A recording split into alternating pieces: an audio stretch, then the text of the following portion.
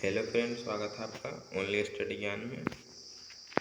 आज हम 11th class में टर्म 2 एग्जाम का मॉडल सेट सॉल्यूशन लेकर आए इस वीडियो में। इसमें हिस्ट्री इतिहास जो है मॉडल सेट 2 देखेंगे। ऑल क्वेश्चन का सॉल्यूशन इस वीडियो में कराया जाएगा आपको, तो वीडियो को अंत तक देखिएगा। इसमें क्लास 11 का है, देख सकते हैं। विषय हिस्ट्री है, इतिहास पूर्णांक 40 है और समय 1.5 घंटे है। मॉडल सेट 2 है। इसमें सामान्य निर्देश आप लोग पढ़ लीजिएगा। डायरेक्ट हम लोग सॉल्यूशन पर चलते हैं। इसमें पहला क्वेश्चन है, लघु उत्तरीय कि मार्टिन लूथर द्वारा 95 थीसिस की रचना कब की गई थी? तो इसका आंसर है 1518 ईस्वी में। दूसरा क्वेश्चन है, इग्नेशियस लोयोला ने सोसाइटी ऑफ जीसस नामक संस्था की स्थापना कब की थी? तो यह 1534 ईस्वी में होगा। तीसरा क्वेश्चन है, किस पेड़ के नाम पर ब्राज़ील का नाम, जो ब्राज़ील देश है उसका नाम पड़ा था? तो इसका आंसर है ब्राज़ील वुड के पेड़ के नाम पर। चौथा क्वेश्चन देखें तो है, इंका सभ्यता की राजधानी कहाँ थी? तो इसका आंसर होगा पेरू। पांचवा क्वेश्चन है कि ब्रिटेन में प्रथम औद्योगिक क्रांति कब हुई थी? तो 1780 ईस्वी में हुआ था। छठा क्वेश्चन है कि लुडिज्म आंदोलन कब हुआ था? तो यह 1811 से 1817 के बीच में। सातवां क्वेश्चन, आधुनिक चीन के संस्थापक कौन थे? तो माओ से तुंग थे। अब हम लोग देखते हैं लघु उत्तरीय प्रश्न। तो 8 नंबर क्वेश्चन है कि पॉप स्वीकार स्वगिरोक्ति नामक दस्तावेज क्या थी? तो चर्च द्वारा जारी दस्तावेज जो कि व्यक्ति को उसके सभी पापों से मुक्ति दिला सके, उसे ही कहा गया था। 9 नंबर क्वेश्चन है कि एज़टेक और मेसोपोटामियाई लोगों की सभ्यता की तुलना कीजिए। तो एज़टेक सभ्यता जो है मध्य अमेरिका सभ्यता था, क्योंकि इसका विकास मध्य अमेरिका में ही हुआ था। जबकि मेसोपोटामियाई सभ्यता का विकास जो है इराक के गणराज्य में हुआ था।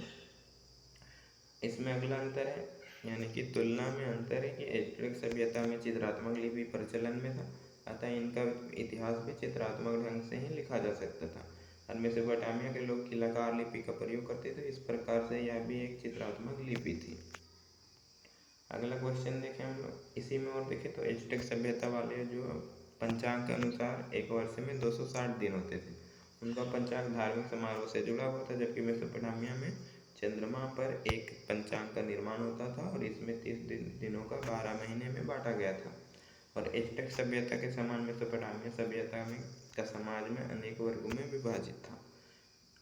10 नंबर क्वेश्चन है कि किन कारणों से स्पेन और पुर्तगाल ने 15वीं शताब्दी में सबसे पहले अटलांटिक महासागर के पार जाने का साहस किया?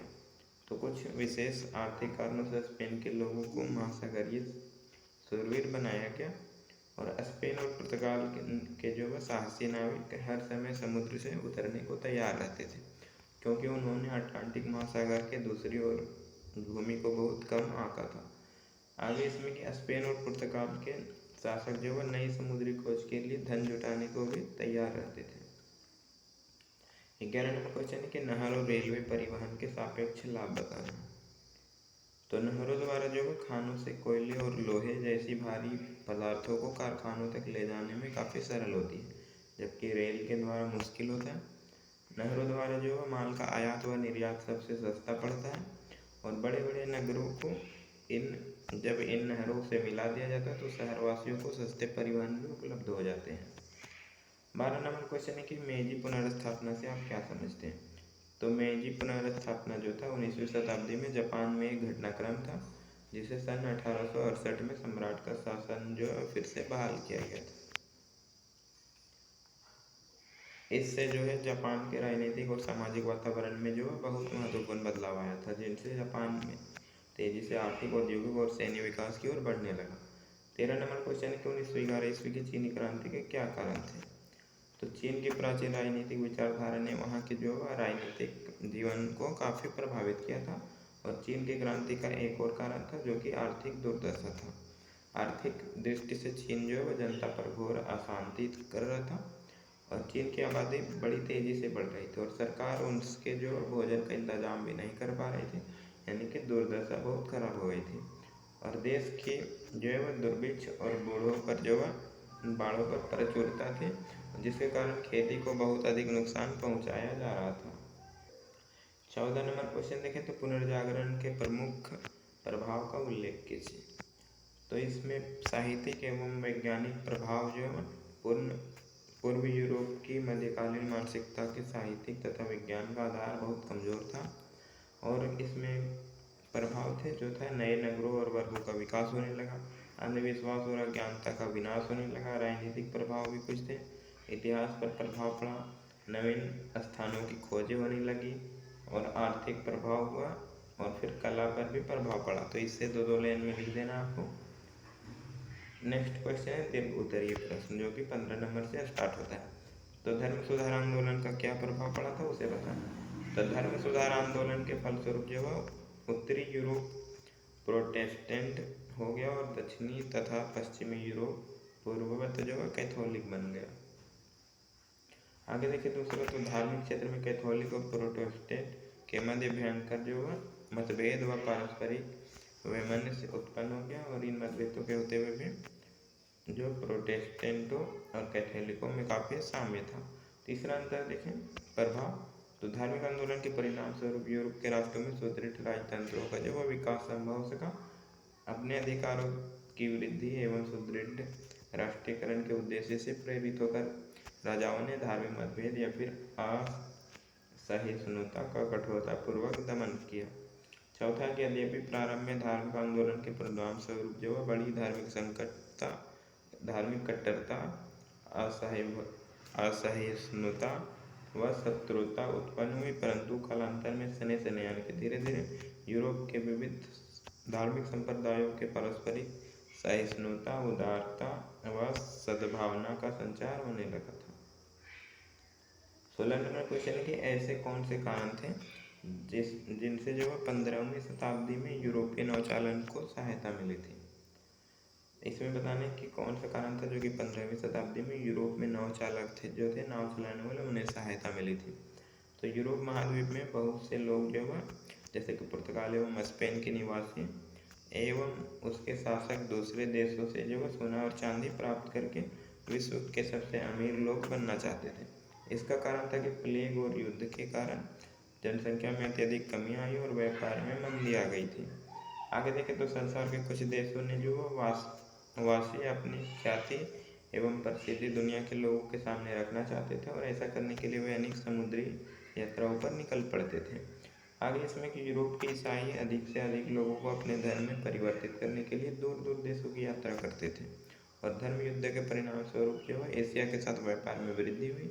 ऐसा समझा जाता था कि व्यापार के समांतर यूरोपीय लोगों का इन देशों के राजनीतिक नियंत्रण स्थापित हो जाएगा तथा वे इन गर्म जलवायु वाले प्रदेशों यानी कि क्षेत्रों से अपनी बस्तियां स्थापित कर लेंगे। तो यह मान्यता थी। अब देखते हैं 17 नंबर क्वेश्चन, तो दक्षिणी अमेरिका की खोज ने जो है यूरोपीय उपनिवेशवाद के विकास को जन्म दिया। कैसे? इसमें कहा गया कि दक्षिणी अमेरिका की खोज जो है वह यूरोपीय उपनिवेशवाद के विकास को जन्म दिया, बढ़ावा दिया। कैसे वह बताएं। तो यूरोप के देश विशेष रूप से देखा जाए तो स्पेन एवं पुर्तगाल जो है सोने चांदी के लालची होते थे। उन्हें दक्षिणी अमेरिका में भारी मात्रा में सोना मिलने की आशा होती थी, इसलिए यूरोपवासी दक्षिणी अमेरिका के विभिन्न देशों में जाकर बसने लगते थे और उन्होंने अपने सैन्य बल तथा बारूद के प्रयोग के द्वारा वहाँ शासन भी स्थापित कर लिया था। 18 नंबर क्वेश्चन है कि विश्व के भिन्न भिन्न देशों में रेलवे आ जाने से वहाँ के जनजीवन यानी कि लोगों पर क्या प्रभाव पड़ा, तुलनात्मक विवेचना करना है इसमें। तो इसका आंसर है कि रेलवे के आ जाने से जहाँ साम्राज्यवादी राष्ट्रों के कारखाने के लिए कच्चे माल तथा खाद्य सामग्रियों की आपूर्ति होने में लगी, वहीं से जो गुलाम देशों का इन साम्राज्यवादी ताकतों द्वारा जो और भी अधिक शोषण किया जाने लगा और उनकी अर्थव्यवस्था एकदम चरमरा गई। रेलवे के विकास के कारण जो है यहाँ साम्राज्यवादी देशों के लोग धनवान हो गए और वहीं पर इसके कारण उपनिवेशी देशों की जनता बेकार और गरीब होती चली गई।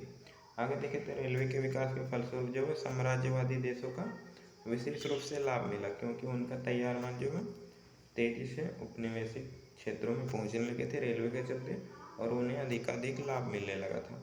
किंतु इसके फलस्वरूप उपनिवेशिक जो राष्ट्रों के ऊपर बहुत दुष्प्रभाव पड़ा और वहाँ पर निर्धनता, शोषण और भुखमरी चारों तरफ फैलने लगी। आगे देखें तो रेलवे का विस्तार जो है विकास खासकर साम्राज्यवादी शक्तियों के लिए लाभप्रद रहा यानी कि लाभदायक रहा क्योंकि इससे उन्हें कच्चा माल जो है ले जाने के लिए, तैयार माल वापस लाने के लिए जो है अपने अधीन राष्ट्रों के खपत का पूरा अवसर मिलने लगा। औपनिवेशिक राष्ट्रों में जो है रेलवे के निर्माण समाजवाद जो साम्राज्यवादी शक्तियाँ थे उससे अपने हितों में किया गया पूर्ति के लिए करती थी। लास्ट क्वेश्चन है कि जापान के विकास के साथ साथ वहाँ की रोज़मर्रा की ज़िंदगी में किस तरह से बदलाव आए। तो जब जापान का विकास हुआ तो वहाँ पे लोगों की ज़िंदगी में क्या बदलाव है उसे बताना। तो जापान का एक आधुनिक समाज में रूपांतरण योजना की ज़िंदगी में आए बदलाव में भी देखा जा सकता है, जो कि पैतृक परिवार व्यवस्था के में कई पीढ़ियाँ परिवार के मुखिया के नियंत्रण में रहती थी। लेकिन जैसे जैसे लोग समृद्ध हुए, परिवार के बारे में नए विचार फैलने लगे। नया घर, जिसे जापानी जो है अंग्रेजी शब्द का इस्तेमाल करते हुए होमू कहते हैं, नया घर का संबंध जो मूल परिवार से था, जहाँ पे पति पत्नी साथ रहकर कमाते थे और घर बसाते थे। पारिवारिक जीवन की इस नई समझ ने नए तरह के घरेलू उत्पाद, नए किस्म के पारिवारिक मनोरंजन और नए प्रकार के घर की मांग पैदा करने लगे। तो वीडियो अच्छा लगा तो लाइक कमेंट, चैनल को सब्सक्राइब कर लीजिएगा। धन्यवाद।